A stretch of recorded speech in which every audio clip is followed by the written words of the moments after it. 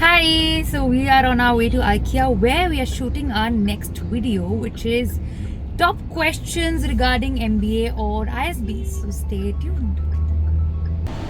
Hello and welcome back to our channel Life of an ISBN. I am your host Bhavna Rajgopalan and today we are at IKEA Hyderabad. So today we are shooting here while we are going to take a tour of the entire store. The topic for today is top 5 questions for an MBA. So let's go ahead and we'll take up the questions one by one. So before we sit and answer the question, let's take a look at what we have for breakfast today at IKEA.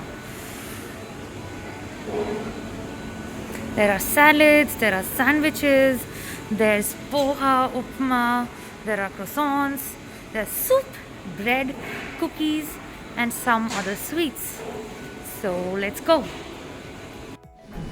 So we have taken 2 cups of coffee, a cold sandwich, a plate of croissants, and a plate of veggie balls. We're going to sit down and eat while I answer your questions. So let's go. Hello. So one of the first questions that I got on Instagram when I released a poll there, not a poll actually, a question there on what your most asked questions are, was when is the right time to do an MBA? Now, to be honest, there is no right time. People do their MBAs at 23, at 29, at the age of 35, at the age of 45 and 50. So there is no right age and right time. What you really need to figure out is, does it align with your goals? What are your goals? Do you need an MBA to fulfill that goal? How are you going to achieve it? That is one of the primary questions. Number 2, in my personal opinion, you should also always do an MBA after having gained some work experience, preferably 2 years of work experience. So why I would recommend that is because once you start working, you get exposed to a lot of things in your environment with respect to people management, with respect to how an office environment works, with respect to little intricacies regarding your own industry and your own role. And after that, when you move to an academic course, it gets easier to understand how you can apply those concepts at work, right?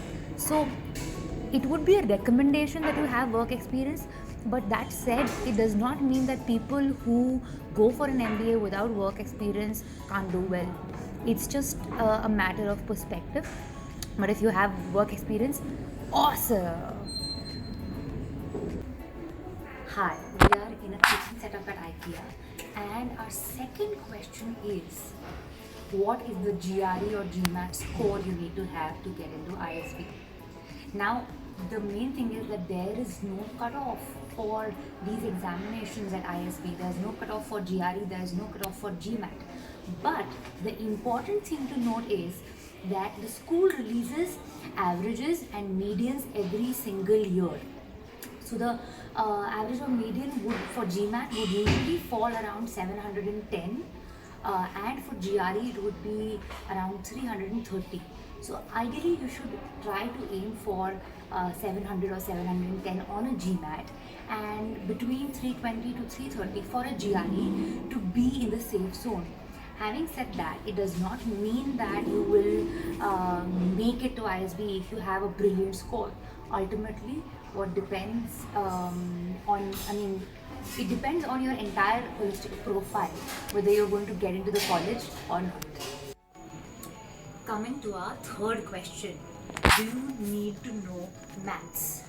Okay, so this was one of the queries that I myself had before I decided to do an MBA, because I studied maths up until 12th grade, but I was extremely scared before doing an MBA. I was out of touch from maths for 4 years and I didn't know if I would be able to pace myself or not. So long story short, yes, you do need to know maths. You need to be able to do basic arithmetic, because at least the first 4 terms at ISB and in other B schools, the first half or 50% of your subjects will require you to have a good understanding of numbers and how to derive insights from them. for your analysis, for your understanding of business. The quantitative section in your GMAT and GRE also test the same thing.